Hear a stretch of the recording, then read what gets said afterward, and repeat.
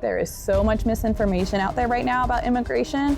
I know a lot of it is because it's so complicated and so difficult to understand. What we want is we want people to just be educated, and we want people to consult with an attorney. Perhaps if I remember anything from my childhood, the best thing, the biggest news, the most unanticipated news we ever received was when we were announced that we will be able to come to the United States. The day I left refugee camp, I was the happiest kid. Llegué hace 13 años con mi hija, una maleta cargada de sueños, pero también con mucha incertidumbre. Hi, I'm Mary. I'm Justin. I'm Sam. I am Benjamin. We are recent film graduates. The journey of migration is one of courage and hope. In this special episode, we want to shine a spotlight on our immigrant neighbors. Those who sought for a new community, our community, and serving it more than we know while facing tough challenges every day. We chose 3 nonprofits that are providing support to immigrants and refugees who have nowhere else to turn and helping in various ways. This is kNOwMORE.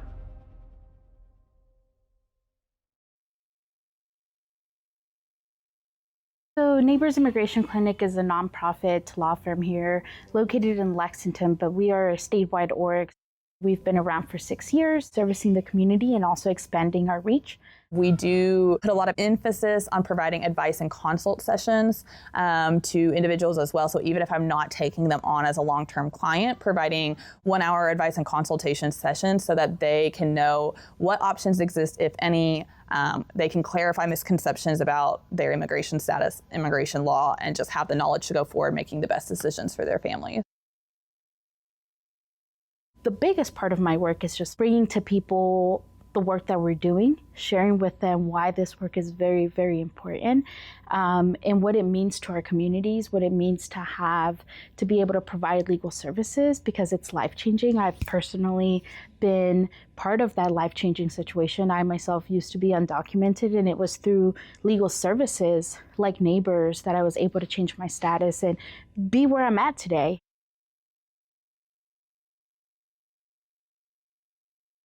So when you think back on like US history, and especially when you try to think of everything like historically accurate and not necessarily a whitewashed view of it, there was Native Americans in the US. Everybody else that came after that is technically an immigrant. You can think back to like Ellis Island is like the quintessential what people think of at the beginning of immigration. There's a law called the Public Charge Law. One of the things they put into the beginning was they didn't want people to come to the US that were poor and that were going to be financially dependent upon the government. And then you kind of start getting some laws that are responding to like political crises. So there's like a Chinese Exclusion Act at one point where Chinese immigrants weren't allowed to come because of political tensions with China. You have Japanese internment camp at one point that was dealing with immigration status of the Japanese. You have laws that were designed to promote Cubans fleeing to the US during the Cold War to try to fight against communism. In less than 90 days, between April and June of 1980, more than 110,000 Cubans flee Cuba.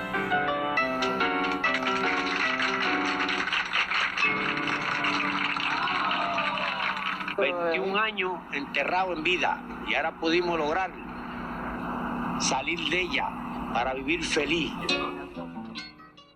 Even more recently, like the Ukrainian humanitarian program to try to allow Ukrainians to come in response to Russia invading their country. And so throughout all of immigration, you can really see political decisions about who the U.S. thinks is, one, worthy of settlement, and then two, who the U.S. is kind of at odds with or wanting to like kind of call out.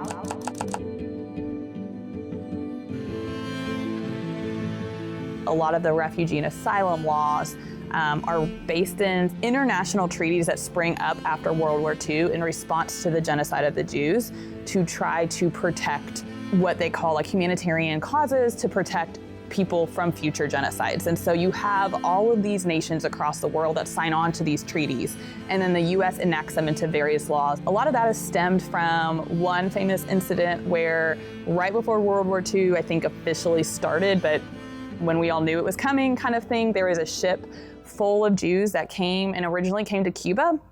It was supposed to land in Cuba. Cuba didn't allow them in.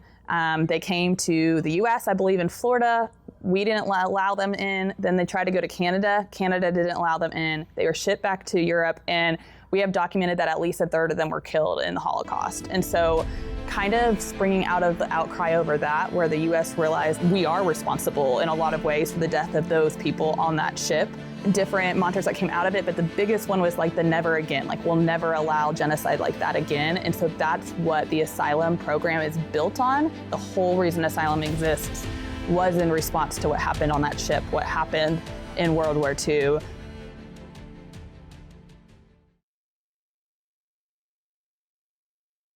Undocumented individuals don't pay taxes, which is not true. Undocumented individuals pay a lot in taxes, and immigrants have an economic output in the state of Kentucky of $14 billion.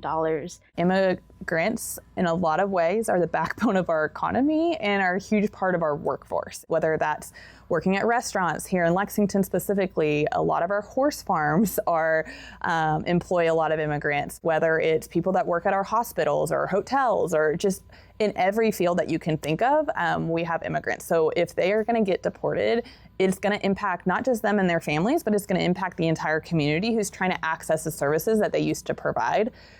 There's this huge misconception that it's really easy. A lot of people like to say immigrants should just get in line. But the thing is, there is no line. There is no do it the right way. There is no magical line. I wish there was a magical line. So there is no just general way to immigrate to the U.S. There is no just application I ask for citizenship. And I'll just to kind of share a very personal example, like it took my family's been in this country for 27 years. And out of those 27 years, 15, probably more like 19 of those years we were undocumented. And so my mom, who's been here 27 years, just became a U.S. citizen 3 months ago. So it's a very long process. There is no such thing as get in line. And the only reason we were able to switch our status from undocumented to now U.S. citizens is because my mom went through domestic violence. So the opportunities that within the legal system that there are for individuals to change their status are very limited.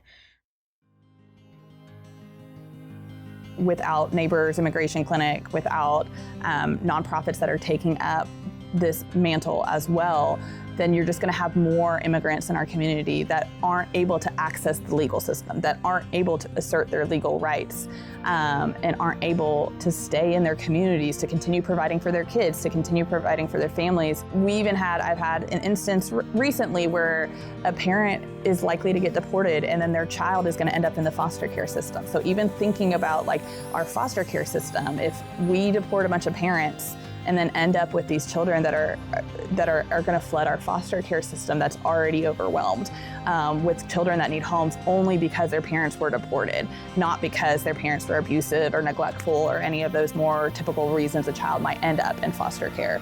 And then just culturally as well, like our community is so enriched by so many different cultures. Like we have a huge Ukrainian population, we have a huge Congolese population, we have a huge Mexican population, Honduran, Guatemalan, Nicaraguan. Like we just have so many communities.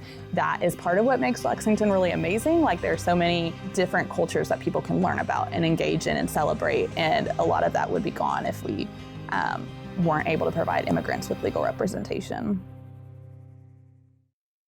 At one point in our country, we had, I believe it was under Reagan, we did like an amnesty program where we just we kind of did a clean slate where everyone that was in the U.S. was undocumented, was able to apply for green cards if they had been in the U.S. prior to a certain time and didn't have criminal records, to be able to like unclog the backlogs and move forward. I honestly don't know how else you could fix the immigration system without doing that at this point. I guess like a dream is like the idea of universal representation for people in immigration court. I would love there to be something like that exists in criminal court where people are provided attorneys whether or not they can afford it. Just because whether you think policies should change or not, whether you think the law should change or not, people just aren't able to access the laws right now. And so I think a basic conception of American justice across all of our court systems has always been that it shouldn't matter where you're poor or whether you're rich, you should be able to access our court systems, but that's just not true in the immigration realm. Send these, the homeless, tempest-tossed, to me. I lift my lamp beside the golden door.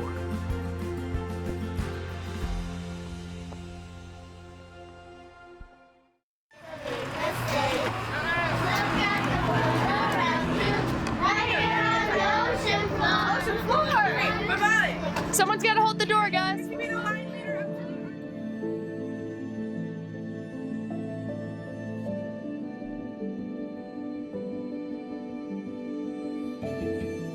Our mission is based on 3 core principles: human dignity, social justice, and holistic development. So our belief is that every human being deserves human dignity, and that it is not limited by where you come from or anything in your background.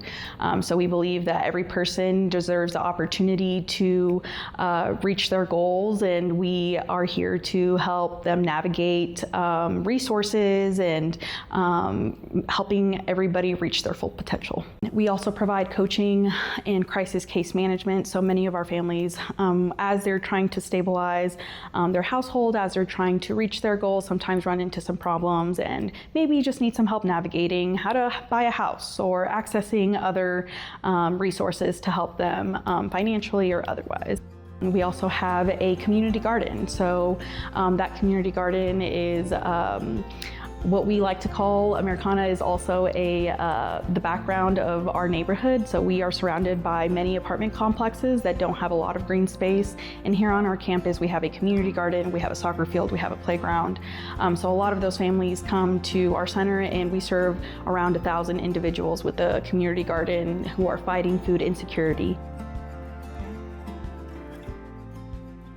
I'm basically from Pakistan, and I'm here Fiberworks coordinator. I work with refugee and immigrant women, and I teach them skills like sewing, knitting, crochet. Actually, I help them to their skill development here because they don't have any access. Most of women, they don't drive. They live in this neighborhood, and they walk here. I learned these things from my mother. She was really expert in sewing and knitting. I just used to observe her. Now I'm making things like bags, and I wish my mom was alive and she could see these things. We learn to communicate through our art and our skills. And it's not only me who is sharing my skills. I learned so many things from them too. They can share their recipes, their culture, their countries. So they enjoy a lot here, yes. It's just not sewing, it's something else. Yes, it's beyond that. We are like family. Mm-hmm. Yo me llamo Jenny Gutiérrez, soy de Venezuela y me vine por problemas políticos en mi país, problemas de seguridad. Americana Community Center fue esa casa cuando yo llegué, fue mi primer hogar. Americana Community Center me abrió las puertas y me dio herramientas para yo poder avanzar. Cuando yo llegué aquí, yo tuve momentos de mi vida donde sentía que todo estaba perdido, o que no podía lograr mis objetivos, o que quizás estaba totalmente sola. Sin embargo, la Americana Community Center siempre fue esa ayuda, siempre fueron esas personas que creen en ti y me apoyaron, me ayudaron, aparte con ayuda psicológica, emocional, tanto para mí como para mi hija. Nosotros logramos sentir que teníamos a alguien, un respaldo, que a la hora de una caída, pues ellos siempre estaban ahí para nosotras. I'm from Sierra Leone, which is a tiny country on the west coast of Africa. We came here as refugees. We were actually refugees in Sierra Leone as well. My parents were displaced from Liberia, so they came to Sierra Leone as a refugee, and then from there moved to Louisville, Kentucky in 2005. I think at the time she was like 32-ish with four girls, trying to figure out life, as a single parent. Going to school was hard. I was made fun of with the way I spoke, the way, just how I saw things, the way I dressed. You have an accent. You have, you're light skin or whatever. I don't think I would have probably graduated high school.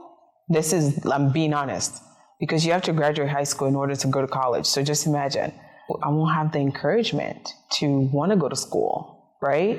The people that I met here made that possible for me to be okay to go to school, yes, you don't fit in, but you can always go back to a place where you can.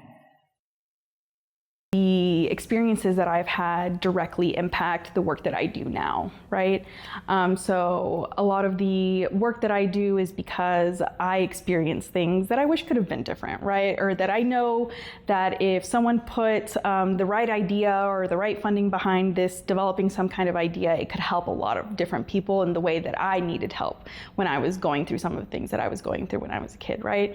So that's where my passion really comes from, because I went through that experience. And so having that direct experience of an immigration story coming to the city of Louisville, I can understand and can empathize very deeply with a lot of the new community members that we're seeing come through now. We're just here so that people feel comfortable asking for the things that they need. You need to provide a safe space for the community to be able to do that.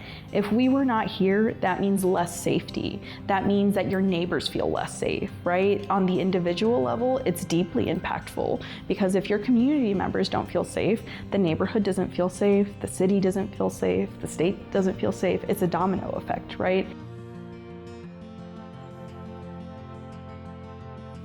Si la Americana no existiera, yo no sé si estaría aquí hoy. Well, if it wasn't for Americana, one, my mom wouldn't have gotten her citizenship. That's just overall. If there were no more Americana, I wouldn't be the woman that I am today. And that's just period. That cultural exchange is so important, right? We want people who were born here, have been here for generations, to feel just as welcome as the community members who have been here for 2 months or 2 weeks, right? So, and you can learn so much just by interacting and having that cultural exchange, right? Gracias a la Americana hoy en día tengo mi compañía de publicidad, tengo una compañía de renta y alquiler de propiedades, tengo una hermosa familia. We are all college graduates. That's something to be proud of. Our future is hopeful, and I will continue to be hopeful, and we will continue to fight to make sure that our community members have their basic needs met and beyond, right? Because really our goal is to thrive. So not just the basic needs, but also all of those other wonderful things like gaining a master's degree or buying a house, right? We're here for all of it. So we want to be able to exist for a very long time.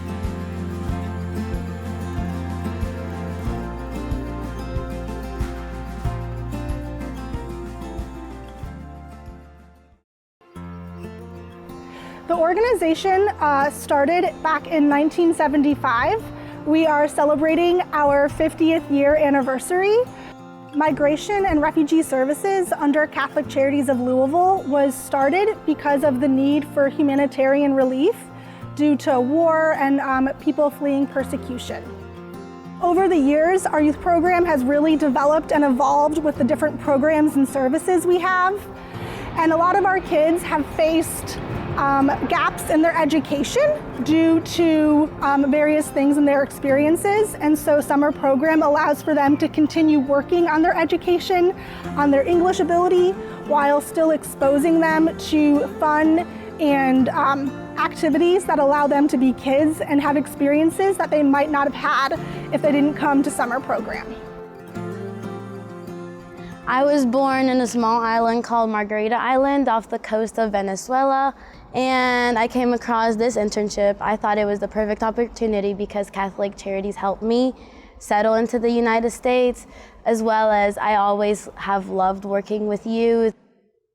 The core objective of this program is for the kids to learn English during the summer, because learning a language is not like riding a bike. You have to continue practicing it and you have to continue using it. Some classes are much more interactive, while others are more focused on like learning the aspects and learning about stress at school. I am very personally attached to the littles. I have spent the whole summer with the littles.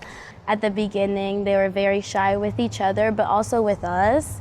Most of them wouldn't talk, but now it's hard to keep them from talking. They are eager to tell us about their day. They're eager to give us a hug. The impact that we have on the kids is really powerful. We are able to teach them things such as like how to believe in themselves and how to use their experiences that they have gone through to be stronger and be good people. Well, I was a client of Catholic Charities. I'm an ethnic minority called the Karen from Burma. Became refugee in 1997 due to the war, armed conflict between the Burmese military regime and the ethnic Karen people. And so because of the war, I became refugee, fled to Thailand. I lived in refugee camp for 10 years. In 2007, my family resettled here in the United States as refugees. I remember we walking back and forth the office, meeting people that don't look necessarily like me, but going through the same journey, that is the process of refugee resettlement. I remember I kept telling myself that I'll be okay. As long as there's food on my table, there are people, my family around me, I know I'll be okay. After classes, we ate snacks, we drank fruits. Not only that, we get to watch a movie. As a kid, that's a dream come true. That's the wildest thing I could ever dream of. It was the best thing that happened to little N.A. And I remember that moment very vividly. I can confidently say that summer programs and any other programs that help facilitate to the children, you know, to acclimate to this new environment is a positive thing, right? And when I see a kids reserved, quiet, not very outspoken, to some extent, I see myself with them because I was that kid, right? And because I see that in me, over time, I try to converse with them in a way that it's not intimidating, in a way that it's welcoming, in a way that allow them to see that there's somebody that listen to them, that see them, that hear them, right? And that requires lots of patience, right? And so it's a humble experience for me, this topic. How would my life be any different had I not be resettled, had I not be accepted to the United States through refugee resettlement program, right? I speak frank to you, okay, I'd be dead.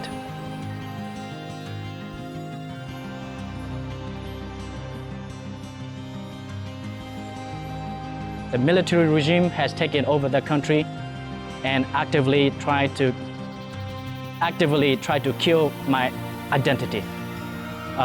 And it's publicly known that the regime have committed genocide against ethnic minority. My friends who grew up there a good number of them who did not resettle here have died.